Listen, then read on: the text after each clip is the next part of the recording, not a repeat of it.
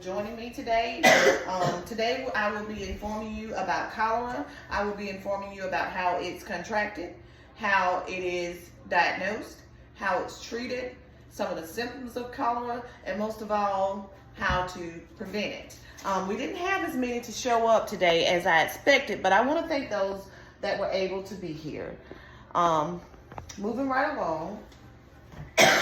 What is cholera? Cholera is a bacterial disease usually spread through contaminated water. Cholera causes severe diarrhea and dehydration. If left untreated, cholera can be fatal within hours, even in previously healthy people. All right. Cholera bacterium is usually found in water or in foods that have been contaminated by feces from a person infected with cholera bacteria.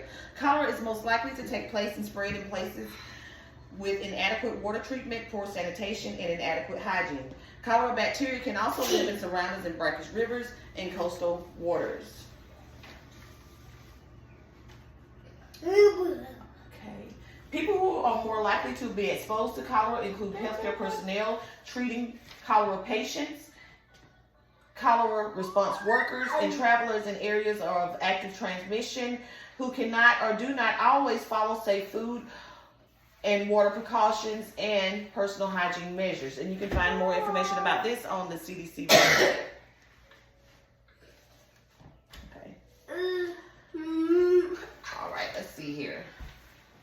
A person can contract cholera by drinking water or eating food contaminated with cholera bacteria. The infection is not likely to spread directly from one person to another. Therefore, casual contact with the infected person is not at risk for becoming ill. But because cholera bacteria shed in an infected person's stool for 1 to 10 days, they can still infect others through contaminated water. You can find more information about this on the World Health Organization. Cholera infections are often mild without symptoms but can be severe. Roughly 1 in 10 people who get sick with cholera will develop severe symptoms such as vomiting, watery diarrhea, and leg cramps. Rapid loss of body fluids can lead one to dehydration and shock. Without treatment, death can occur within hours. That's why it is very, very, very important to seek medical treatment when you become ill with anything, especially something as deadly as cholera. How cholera is diagnosed. Let you see my slide.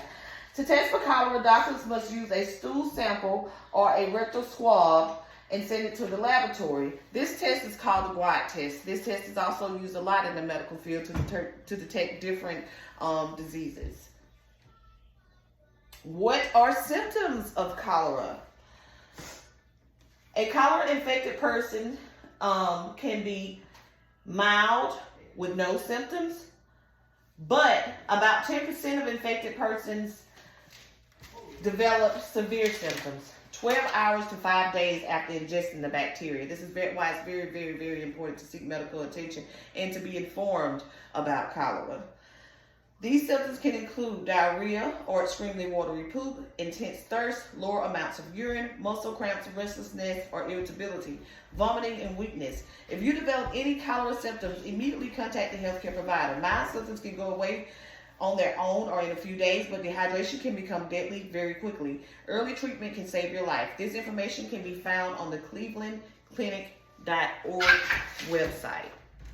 Okay. See here. And just so you know, we just discussed some of the symptoms of cholera, but we also going to discuss some of the symptoms of dehydration, because I feel like the more you are educated about different changes that can occur with your body, the more you'll be alert, or the more you'll recognize when something is going on. Dehydration, usually healthcare providers, they usually look for signs of dehydration when examining a patient. They look at the rapid heart rate, loss of skin elasticity, dry mucous membranes, low blood pressure.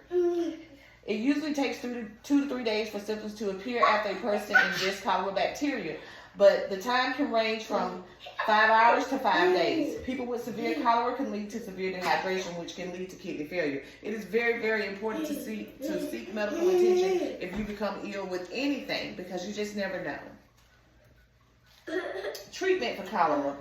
Oral or intravenous rehydration is the primary treatment of cholera.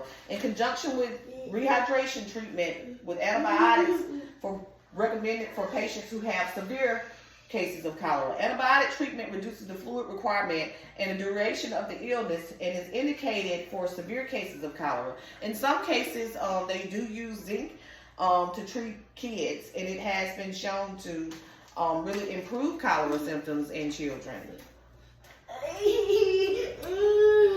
When cholera patients are treated quickly, they usually recover without long-term consequences.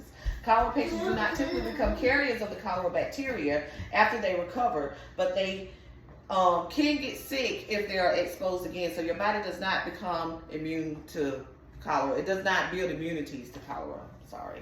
Antibiotics shorten the course and diminish the severity of the illness, but they are not as important as rehydration. It's very important to get those fluids back in your body to prevent shock or dehydration. To prevent dehydration, which can lead to shock, which can also lead to death if not treated promptly. How to prevent getting cholera. Thorough hand washing with soap and water. Drinking and using safe water. Using toilets that are clean at safely managed facilities. Eating foods cooked well. Washing and peeling fruits and vegetables. Cleaning food preparation surfaces safely. Safely disposing of soapy water and dirty rags. Modern sewage and water treatment have virtually eliminated cholera in industrialized countries, but cholera still exists in Africa, Southeast Asia, and Haiti. The risk of cholera epidemic is highest when poverty, war, and natural disasters force people to live in crowded conditions without adequate sanitation. You can find more about this reading on the MayoClinic.org website. I found a lot of very helpful, informative information there when it came to cholera. At this time, we're going to pause and we're going to ask our audience if they have any questions. Erwin, do you have any questions at this moment? Are there any cases of cholera in America today? No. Today in America, we have very few cases. We have adequate water supplies. We have adequate medical personnel, safe water to drink. So there are very few cases of cholera in America. However, I'm going to give you an example. Years ago during the Civil War in Andersonville, I'm sure a lot of you all are familiar with Andersonville. Years ago in Andersonville, there was a prison camp, and there was a water stream that flowed through the camp. At the top of the water stream, the prisoners there used the water not only for drinking water, but they used it for several other different things. Mm-hmm. By the time the water flowed downstream, the prisoners that were able to utilize the water downstream, they ended up getting sick and contracting the cholera bacteria due to inadequate water supply. But today, I can say we have very, very few cases of cholera in America. Noah, do you have any questions?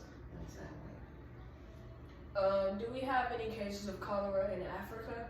There are several different cases of cholera in Africa. In Africa, they're at war. They have a lot of different, some countries are developing, and they have inadequate water supplies. They do not have safe drinking water. They do not have water that is safe to bathe in. So you just have to be careful. Even when you're traveling out of the United States, you want to be careful. Okay? Erwin, any other questions? No other questions. Thank you. No other questions? So guys, I just want to say it is very, very important to seek medical attention if you contract the cholera disease. And I can't stress this enough. It is very, very important to just try to follow safety measures when it comes to preventing getting cholera. You want to make sure you thorough hand washing. Hand washing is very important. Very, very important. Not just to keep you from getting cholera, but it's very important to keep you from getting other things. Any other questions about cholera, guys? No. So no questions about how cholera is contracted, how it's treated, how it's diagnosed, some symptoms, and prevention. Alright, so we basically covered everything here today, and I want to say thank you again for joining us, and you all have a good day.